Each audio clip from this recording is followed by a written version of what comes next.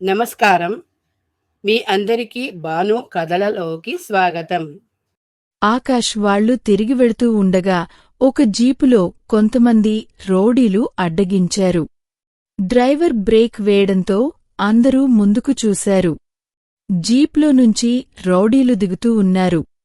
వెనకాల కారు వచ్చి ఆగింది. కారులో నుంచి అచ్యుత్ దిగాడు. ఇటు ఆకాష్ వెనకాల ఉన్న బాడీగార్డ్స్ కూడా దిగి ఎలర్ట్గా నిలబడ్డారు. అచ్యుత్ని చూడగానే ఆకాష్ దిగాడు. ఆకాష్ దిగడంతో హేమంత్ దిగాడు. అచ్యుత్ ముందుకు వచ్చి తిన్నగా కారులోకి చూస్తూ, "ఏం పూజితా, నువ్వు దిగవా?" అని చెబుతూ హేమంత్ వైపు చూసి, "నీ చెల్లి ఫోటోలో చాలా అందంగా ఉందిరా. డైరెక్టుగా చూడ్డానికి నేను వచ్చాను. తను దిగదా? దిగేలా చేయాలా?" అని వ్యంగ్యంగా అడిగాడు. అచ్యుత్ నోటినుంచి పూజిత అని రాగానే పూజిత భయపడిపోయి సాగర్ని హత్తుకుని దిగి ఆకాష్ వెనుక నిలబడింది. హేమంత్ నీ చెల్లి అనేసరికి కోపం వచ్చేసి, "మర్యాదగా మాట్లాడు" అని వార్నింగ్ ఇస్తూ ఆకాష్ వైపు తిరిగి, "ఎవడీడు?" అన్నాడు. "నిన్న కొట్టావు కదా, వాడి తమ్ముడు అచ్యుత్" ఆకాష్ చెప్పాడు. "ఒక దెబ్బ వేయగానే నామీదే పడిపోయాడు." "వాడి తమ్ముడా?" అని హేమంత్ కూడా వ్యంగ్యంగా చెప్పాడు. "వాడికి తెలియకుండా కొట్టేసి స్పృహ తప్పేలా చేశారు. అందుకని వాడిని తేలిగ్గా అనుకుంటున్నారా?" అచ్యుత్ కోపంగా చెప్పాడు. "అసలు వాడి గురించి నేను ఎందుకు అనుకుంటాను?" అని హేమంత్ చిరాగ్గా చెప్పాడు. "వీడికి ఏదో హెల్ప్ చేయాలని హైదరాబాద్ నుంచి ఎగురుకుంటూ ఇక్కడికి వచ్చావు. తిరిగి హైదరాబాద్కి వెళ్లగలవా?" అని బెదిరించినట్టు అడిగాడు. "నన్ను హైదరాబాద్ వెళ్లనివ్వకుండా నువ్వు చేయగలవా?" హేమంత్ కూడా దీటుగా జవాబు ఇచ్చాడు. అంతే నమ్మకమా? అది చూద్దాం. అసలు నీ సంగతి చూడమని నాన్న నాకే చెప్పాడు కాని అన్న మీ ఇద్దరినీ తన చేతులతో శిక్షించాలి అనుకున్నాడు కాబట్టే ఇంత ప్రశాంతంగా మీరు ఉన్నారు అని చెప్పాడు. అలా అనుకోని నువ్వు వచ్చావు కాబట్టే నువ్వు ప్రశాంతంగా ఉన్నావు. లేదంటే మీ అన్న పక్కన బెడ్ వేసుకుని నువ్వు పడుకునేవాడివి అని చెప్పాడు హేమంత్. తమ బాడీగార్డ్స్ కన్నా అచ్యుత్ వెనకాల రౌడీలు ఎక్కువగా ఉన్నా ఏమాత్రం భయపడకుండా హేమంత్ జవాబిస్తుంటే ఆకాష్ హేమంత్ ధైర్యాన్ని మెచ్చుకుంటూ చూస్తూనే హేమంత్ పక్కకి వచ్చాడు. ఆకాష్ ముందుకు కదలగానే పూజిత ఆకాష్ వెనకాలే వచ్చేసింది. "నీ మొగుడు వీడిని కాపలాగా పెట్టి దర్జాగా తిరుగుతూ ఉన్నాడు. నువ్వు వీడి వెనకాల కుందేలు పిల్లలా దాక్కున్నావా? ఎన్ని రోజులు దాక్కోగలవు? ఏదో ఒకరోజు మాకు విందు కాక తప్పదు" అని పూజిత వైపు చూస్తూ చెప్పాడు. అచ్యుత్, "మర్యాదగా మాట్లాడకపోతే ఊరుకోను. మొన్న అన్నదమ్ములు ఇద్దరూ మనోజ్ చేతిలో దెబ్బలు తినిపారిపోయారు. ఇప్పుడు వాడు లేడని తెలిసేసరికి పరిగెత్తుకుంటూ వచ్చారు. వాడు వస్తే, ఈ విషయం తెలిస్తే ఇంక మీకు భూమిమీద నూకలు ఉండవు" అని హెచ్చరించాడు. "వాడు వచ్చినప్పుడు చూసుకుందాంలే కాని. ఏమిటి ఈ పిల్లను చూడడానికి నేనొస్తే కారులోనే దాక్కుంది. వాళ్ళ అన్నయ్య ఇక్కడ మాటలతో కోటలు కడుతున్నాడు, చెల్లి కిందకి కూడా దిగదా?" అని రెచ్చిగొట్టాడు అచ్యుత్. అచ్యుత్ ఇలా మాట్లాడుతూ ఉంటే హేమంత్ కావేరిని దిగొద్దు అని చెప్పబోతుండగానే కావేరి 7 సీటర్ బండి దిగివచ్చి హేమంత్ పక్కన ధైర్యంగా నిలబడింది. ఎప్పుడైతే కావేరి దిగుతూ ఉందో కిషోర్ కూడా దిగబోయాడు. "ఓరేయ్, నీకెందుకురా? వాళ్ళు చూసుకుంటారు. ఇలాగే వాడిని కొట్టావు. వాడు ఇప్పుడు హాస్పిటల్ బెడ్ మీద పడుకున్నాడు. నువ్వు కొట్టిన దాన్ని ఆ ఇన్స్పెక్టర్ అకౌంట్లో వేసేసి ఆ సార్ని, ఈ మేడంని ఇబ్బంది పెడతామని చెబుతున్నారు. ఇప్పుడు వీడి జోలికి వెళితే ఇంకా ఇబ్బంది. నువ్వు వెళ్ళకు" అని చేయి పట్టుకున్నాడు. "నువ్వు ఊరుకో. మేడం జోలికి వస్తే నేను ఎవరిని విడిచిపెట్టను" అని కోపంగా చెబుతూ కారు దిగబోయాడు. ఏంటో మేడం, నీ భార్యలాగా లేకపోతే నీ ప్రియురాలులాగా ఫీల్ అయిపోతున్నావు. ఆమె అసలు నీ వంకే చూడటం లేదుగా.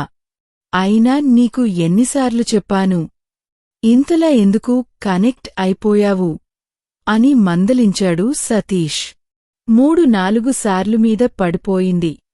ఇంకా 5-6 సార్లు అతుక్కుపోయింది. నిన్న రాత్రి అయితే పక్కనే కూర్చుని నా భుజం మీద పడుకుండిపోయింది. కాసేపటికి నా ఒడిలో పడుకుంది. ఇన్ని రకాలుగా నాకు తను కనెక్ట్ అయితే నేను కనెక్ట్ కాకుండా ఎలా ఉండగలను? ఎవరు ఏమనుకున్నా తను నన్ను ఇష్టపడకపోయినా మేడం అంటే మాత్రం నాకు చాలా ఇష్టం. నేను పక్కనుండగా మాత్రం మేడం జోలికి ఎవరినీ రానివ్వను అని మనసులో గట్టిగా అనుకుంటూ సతీష్ వైపు కోపంగా చూశాడు. మాటలు కూడా రావడం లేదంటే అంత కోపంగా ఉన్నావా? మళ్ళీ నువ్వే ఇబ్బంది పడతావు. నాదేముంది, నీతో పాటే జీవితం అనుకుని వచ్చాను. నిన్ను వదిలేస్తే నీతోపాటు వైజాగ్కి వస్తాను. లేదంటే నీతోపాటు జైలుకైనా వస్తాను. అలాంటిది నీతోపాటు కిందకి రాలేనా అని చెబుతూ కిషోర్ వెనకాలే తాను దిగిపోయాడు. కిషోర్ వచ్చేసి కావేరి వెనకాల నిలబడిపోయాడు. సతీష్ కిషోర్ పక్కన నిలబడ్డాడు. కారులో కూర్చున్న కిషోర్ ఇలా కావేరి దగ్గర నిలబడగానే ఆకాష్ కిషోర్ వైపు ఒకసారి చూసేసి మళ్ళీ చూపు ముందుకు తిప్పాడు. ఇటు అచ్యుత్ కావేరిని పైనుంచి కింద వరకు ఎగాదిగా చూశాడు. మా అనంత్కి ఈ పిచ్చి ఉంది. కనబడిన అమ్మాయి జోలికల్లా వెళ్తాడు. అలాంటిది నువ్వు కనిపిస్తే ఇంకా ఆగుతాడా? నేను అలా కాదు. అది ఆకాష్కి తెలుసు. కాని నువ్వెందుకో నాకు నచ్చావు. ఇప్పటివరకు అనంత్ వెళ్లిన ఏ అమ్మాయి జోలికి నేను వెళ్లలేదు కాని పూజితకి అవకాశం ఇవ్వాలి అనుకున్నాను. కాని నిన్ను చూస్తుంటే నీకు కూడా అవకాశం దక్కాలి. మా అన్న తమ్ముళ్లతో సుఖపడే అదృష్టం మీ ఇద్దరికే దక్కుతుంది అని చెప్పగానే హేమంత్కి కోపం వచ్చి చేయి ఎత్తబోయాడు. కాని ఆకాష్ ఆపేశాడు. నిన్న పొద్దున్న ఇలాగే ఎగిరి ఒకడు హాస్పిటల్ బెడ్ మీద పడుకున్నాడు. మీకు కూడా పడుకోవాలని కోరికగా ఉందా? అలాంటప్పుడు మాటలు ఎందుకు, చేతలు మొదలుపెట్టు అని చెప్పాడు. అది నువ్వు చెప్పాల్సిన పనిలేదు ఆకాష్ అన్న ఆపాడు కాబట్టే మర్యాదగా హెచ్చరించడానికి వచ్చాను. నా అన్నను కొట్టిన వీడు ప్రాణాలతో ఉండడు. వాడి కంటపడిన దీన్ని నరకయాతన చూపిస్తాము అని చెప్పాడు. అన్నయ్యా! ఎవడి పిచ్చివాడు? వీడి అన్నకి ఏమైంది? ఖమ్మంలో పిచ్చి ఆస్పత్రులు లేవేమో. జనాలు రోడ్డుమీదే తిరుగుతున్నారు. మన హైదరాబాద్లో ఉందని అడ్రస్ చెబితే తిన్నగా అక్కడికి వెళ్లి జాయిన్ అవుతారుగా. అడ్రస్ ఇచ్చి పంపించకుండా ఈ సోది ఎందుకు అని ఏమాత్రం భయపడకుండా చెప్పింది. మీ అన్నయ్య పక్కనున్నాడని ఎగురుతున్నావే అని చెప్పాడు అచ్యుత్. మా అన్నయ్య పక్కనున్నానని నేను ఎగురుతున్నాను. నువ్వు కూడా నా పక్కన అన్నయ్య ఉన్నా కూడా ధైర్యంగా ఎగురుతున్నావు. బహుశా ఖమ్మం వాడివి కాబట్టి మా అన్నయ్య గురించి నీకు తెలియదు. తెలిసిన తర్వాత మా అన్నయ్యతో ఎందుకు పెట్టుకున్నానా అని నీకు అప్పుడు అనిపిస్తుంది అని ధైర్యంగా చెప్పింది.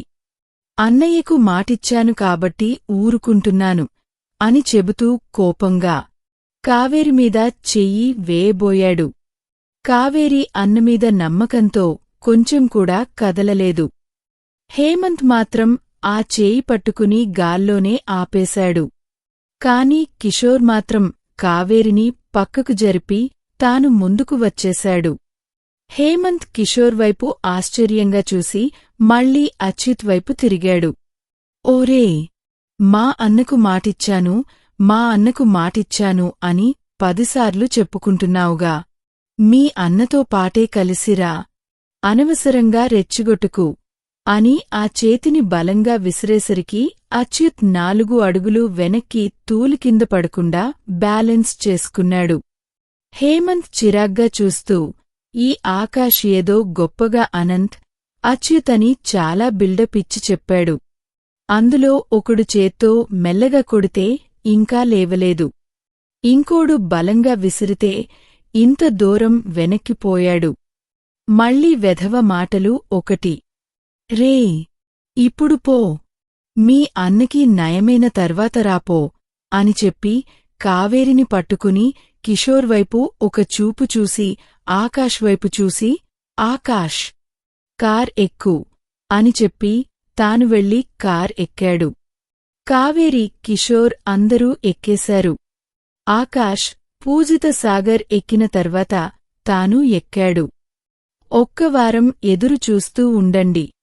అన్నయ్య లేచిన తర్వాత మీరు లేవడానికి కూడా అవకాశం ఉండదు అని అచ్యుత్ కూడా అరుస్తూ వెళ్లి తన కారులో కూర్చున్నాడు. బాడీగార్డ్స్ కూడా ఎక్కిన తర్వాత డ్రైవర్ జీప్ పక్కనుంచి కారు తీసుకెళ్ళిపోయాడు. అందరూ ఇంటికి వచ్చిన తర్వాత ఎవరి రూంకి వాళ్లు వెళ్లి ఫ్రెష్ అయ్యారు. ఆకాష్ ఎందుకైనా మంచిదని మరికొంతమంది బాడీగార్డ్స్ని అప్పటికప్పుడు పంపించమని ఆఫీస్ వాళ్ళకి ఫోన్ చేసి చెప్పాడు. హేమంత్ని జాగ్రత్తగా ఉండమని పదేపదే చెప్పాడు.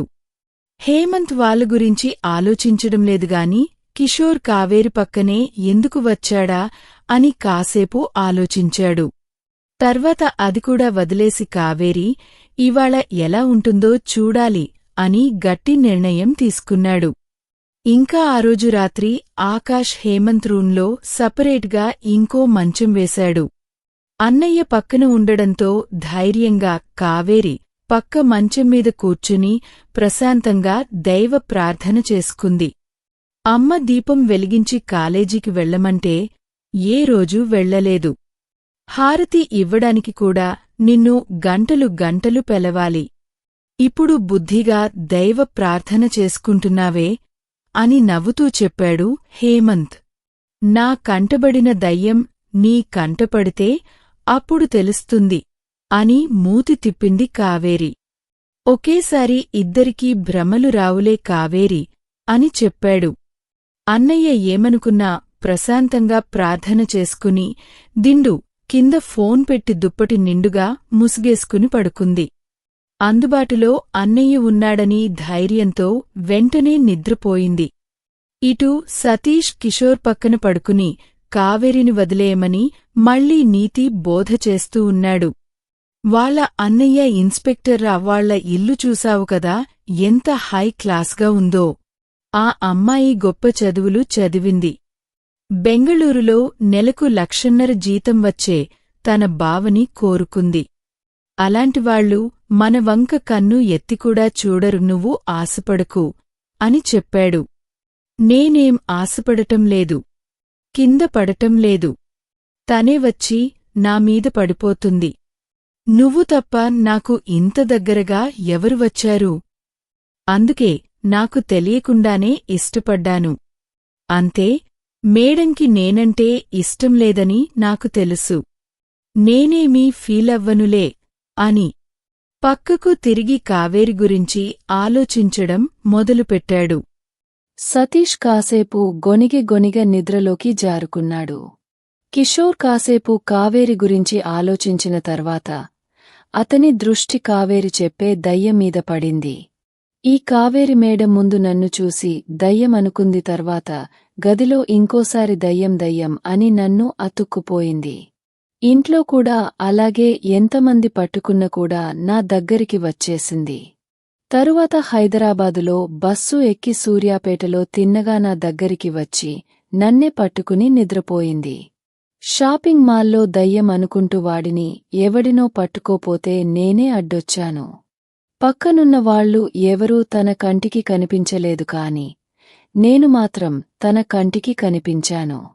ఇంకా నిన్న రాత్రి అయితే దయ్యం అని మీద పడిపోయింది. నన్ను వదల్లేదు. పైగా నా ముందే గాలిలోకి చూస్తూ కిషోర్ని జీవితాంతం వదలను అని చెప్పింది. నిజంగా దయ్యం కనిపిస్తుందా లేదా నన్ను మేడం ఇష్టపడి కావాలని ఇలా చేస్తున్నారా? ఇష్టపడ్డానికి నన్ను ముందు చూడలేదుగా. తర్వాత చూశారు. చూడంగానే నచ్చానా? 2 సార్లు నువ్వు బానే ఉన్నావు అని చెప్పారు, అందుకే నచ్చే ఉంటానా? లేదా నిజంగా దయ్యం కనబడుతుందా? వైజాగ్లో కూడా మా వెనకాల ఎవరో ఉన్నట్టు అనిపించింది. సతీష్ అయితే 2-3 సార్లు చెప్పాడు. నేను ఉండగానే ఒక్కసారి భయపడి అరిచి చచ్చాడు. నిజంగా దయ్యముందా? లేదా కావేరి మేడం నన్ను చూసి ఇష్టపడి ఇలా నా వెంట పడుతున్నారా? అని చాలాసేపు ఆలోచించుకొని జవాబు ఏమీ తోచలేదు. నిద్రకూడా పట్టలేదు. సమయం చూసుకున్నాడు. 11:30 అయింది. చాలా సమయం అయిపోయింది, నిద్రపోవాలి అని అనుకుంటూ మనసులో ఏ ఆలోచనలు రానివ్వకుండా కళ్ళు మూసుకుని నిద్రపోవడానికి ప్రయత్నం చేస్తూ ఉన్నాడు. కిషోర్! దయ్యం వచ్చేసింది. కిషోర్ నిన్ను వదలొద్దంటే వదిలానని అన్నయ్యని కూడా పట్టేసుకుంది. అన్నయ్య మంచం పైన గెరగెరా తిరుగుతుంది. ప్లీజ్ కిషోర్, అన్నయ్యని ఏమి చేయొద్దని చెప్పు. ఇంకా ఎప్పుడూ నీ చెయ్యి వదలను. మా అన్నయ్య అంటే నాకు చాలా ఇష్టం. అన్నయ్యను వదిలేయమని నువ్వే చెప్పు అని చెబుతూ కిషోర్ చేతులు పట్టుకొని వెక్కి వెక్కి ఏడ్చేసింది కావేరి. ఇంకా ఉంది. ప్లీజ్ సపోర్ట్ చేయండి. అమూల్యమైన మీ సలహాలను కామెంట్ల రూపంలో అందిస్తారని కోరుతూ మీ ఎస్జే బాను. మీకు ఈ కథ నచ్చినట్లయితే లైక్ చేయండి, షేర్ చేయండి. ఇంకా బాను కథలను సబ్స్క్రైబ్ చేయడం మర్చిపోకండి. Thank you.